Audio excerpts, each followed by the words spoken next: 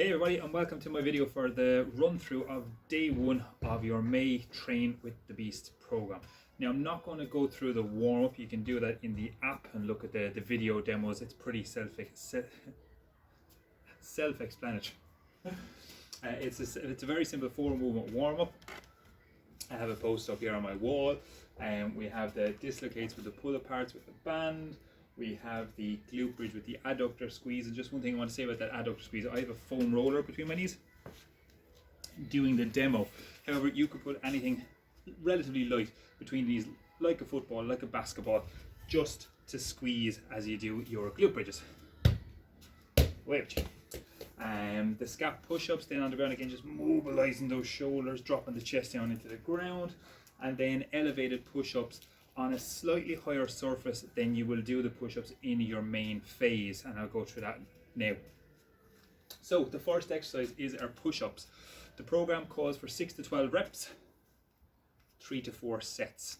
So what you need to do is you need to find a press-up position or a level that you can do these press-ups on that allows you to get somewhere between 6 and 12 reps with 1 to 3 reps left in the tank. So let's just say you're a total beginner to press-ups, you're focusing on your technique and you might find it quite difficult. You can do it on an elevated surface like the edge of a table, side of a sofa, whatever you have at your disposal in your house. I have a fence out here, so I'll start on that and show you an example. So you might decide to start your 12 press-ups on this elevated surface here, and let's say you get to 12 reps and you think to yourself, do you know what, I have way more reps in the tank, I could do press-ups all day on that, I could hit 20, 25, it's no problem. Then you need to find a slightly lower surface, okay? So whether you put 2 kitchen chairs together, I should have brought them out, 2 kitchen chairs together and place them here and drop the chest in between them, absolutely fine. Now, for me, I would do them on the ground. So the aim is between 6 to 12 reps with 1 to 3 reps left in the tank, and this is your A exercise. So you will do all the sets and rest of this exercise on its own before you move on to the next one. So just to demonstrate, okay, slow tempo down, 1, 2, 3, and drive back up. Keep that straight line through the body. Try to not let the hips sag or the face of the head to want to hit the ground like that. So don't be in that position there. Keep the hips up, tuck in the bum, nice straight back, and drive back up. So you get your reps somewhere between 6 and 12. You have between 45 and 60 seconds rest. Now, in that rest period, you can take total rest.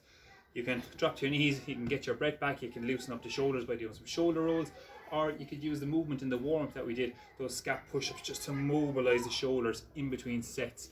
But make sure you take your break. Don't think after 15 seconds just because you feel like you've caught your breath or you feel good to go again. The rest is important to make sure that you get quality sets out of the 3 or 4. So make sure you take your rest. Now, when you have all of your push-up sets done, so you might do 6 reps, 4 sets, and build up the reps over the next couple of weeks. You might do 12 by 3 and gradually work yourself lower and lower and lower and lower, dropping the reps and building up, drop the reps and build them up. It's totally up to you what way you want to work it. If you have any questions about that, don't be afraid to ask in our Facebook community any question you have about progressing your program over the next couple of weeks. Okay, so next up are our B exercises. So the B exercises are B1 and B2.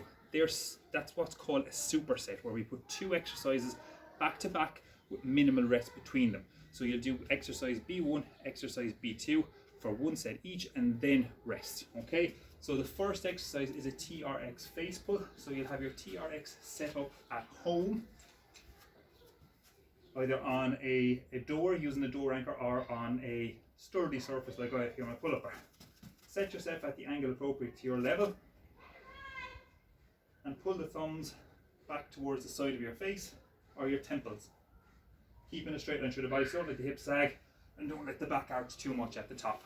So you have to perform somewhere between 8 to 12 reps of that. Now, if you don't have a TRX, okay, substitute exercise coming at you straight away, you can do a banded face pull. Okay, now I'm going to anchor off my old hose reel. I couldn't think of the name there for a second. I'll go off this one because I'm going to be standing back here. Okay, probably not the ideal height for it, and I would be afraid that it would slip up, but I'm going to be careful. So you can do the face pull like that. Again, just making sure that the band is in good nick. and that it doesn't have any rips or tears, because the last thing you want is to get a slap of this in the face if it snaps. So you can anchor that of anything that you have in your home that's really sturdy to get your face pulls in. The second exercise in that superset, so you do your face pulls, and then next up is your dead bugs. Dead bugs are one of my favourite core exercises because I think people benefit from them a hell of a lot when they're done correctly. Knees over the hips, head back, hands up, and I like to make fists and clench them to create a lot of tension in the body. Opposite arm, opposite leg, keeping your lower back totally flat to the floor. Alternating legs. So the reps that we have set, that's total reps. So that's rep 1, that's rep 2. It's not one on the right, one on the left, 2 on the left. They're alternating reps. So count each single rep. During your rest, take your rest. Enjoy your break on that one, okay? There's no need to do much in between those sets. You might even log your reps into the app or on a notebook or on your hand, whatever you're using. You can tell I'm doing this in one take. It's not too polished, but I hope it does help. The next batch of exercises, your C exercises, C1, C2 and C3, are alternating forward to reverse lunges, your kettlebell Russian twist, and your banded Romanian deadlifts, okay? So you're alternating forward to reverse lunges. Make sure there's nothing in front or behind me I can trip up on. Reps and sets between 10 and 12 each side for the alternating lunges, forward and backwards, okay? So there's 1, there's 2. So you're counting each rep. There's 3, there's 4. So you might get between 10 and 12 on each side, and you do the exact same with the other leg. If you want to make this easier, take a little pause in the middle to reset your balance and step. If you're happy enough going straight forward, straight back, and your balance allows it, absolutely work away. Okay, if you want to make it a little bit more challenging, you can hold one weight, goblet style, up at the chest. Or if you had 2 smaller weights, you might hold both weights down by your side and repeat the movement for as many reps as you like. The next exercise, again with minimal rest, is a kettlebell Russian twist. So I'll sit my butt down on my mat. So you do your alternating forward reverse lunges on your right leg and on your left leg for however many reps you feel is appropriate. The kettlebell Russian twist, between 12 and 20 reps. So again, you have your kettlebell, feet off the ground, chest nice and tall, rotate to the side. Now you can touch the kettlebell off the ground, but you don't have to. Once you keep it nice and slow and controlled, if you want to make it harder, hold the weight further from the body.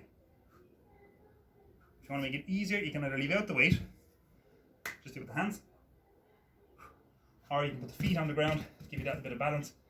Again, the wider they are, the easier that it is. Third exercise is your banded Romanian deadlifts. Now again, there's demo videos of all of these in the app, so there's no need to kind of screen grab or record this in any way, shape or form. So your banded Romanian deadlift, you can do this 2 ways. You can step on both strands of the band and work like that. Obviously, the more the band is under your feet, get in there, the more resistance there will be. You can also double it over and step in that way. And again, the lower you hold on it, the tougher it's going to be. And when you do the RDL, think about closing your car door with your bum, okay? You stick the bum back, but you keep it high. You're not going to drop down too low. You want to feel a nice stretch in the hamstrings when you do the RDL. RDL stands for Romanian deadlift. Just like that. If you don't have one of these strength bands, I have more bands here, you can of course use the slightly lighter TheraBands, Dynabands, whatever you want to call them, but again, make sure there's no nicks or tears, and again, the resistance is not going to be great with these because they are really, really light. You may get away with using a fabric mini band, but not me because I'm too tall. So if I step into this and I grip it and I try to stand all the way up, I'm only going to get to there because that's as much will allow. However, if you have 2, you may get another one on this side. You might just get away with it if you're not 6'2" with your shoes on you.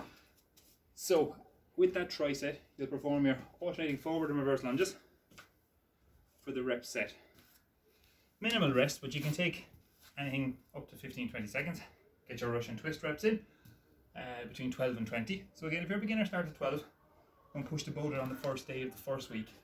And then your banded Romanian deadlifts are the last exercise in that tricep. So you do the 3 exercises back to back with minimal rest.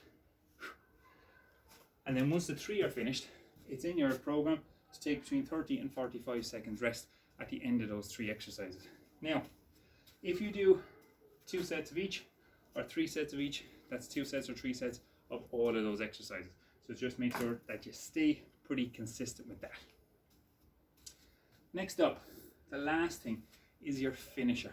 The finisher, I don't want to say it's optional, but it's kind of optional.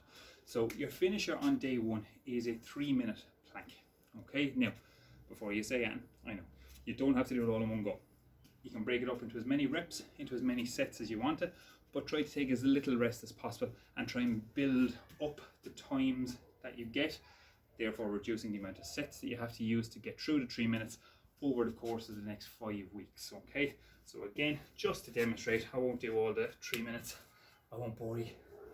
On the elbows, dig in the toes, keep the hips level with the shoulders, nice big breaths, keep an eye on your stopwatch or your phone in front of you, pause it when you take a break, and you can track your sets if you keep track of your stopwatch, or you can look back on it if you do split times, whatever it may be. You can look at your split times and you'll be like, right, that's my first attempt, rest, second, rest, third, rest. Build up to the 3 minutes and see how you go. If you don't hit the 3 minutes by the end of the 5 weeks, do not worry one bit. That's not the point of doing this as the finisher. It's simply to challenge you and push you at the end of your workout. That's the total run through for day 1 of our May edition of Train with the Beasts. If you have any questions, feel free to ask in the Facebook support group, as I don't really check my comments here on YouTube. Thanks for watching. Thank you.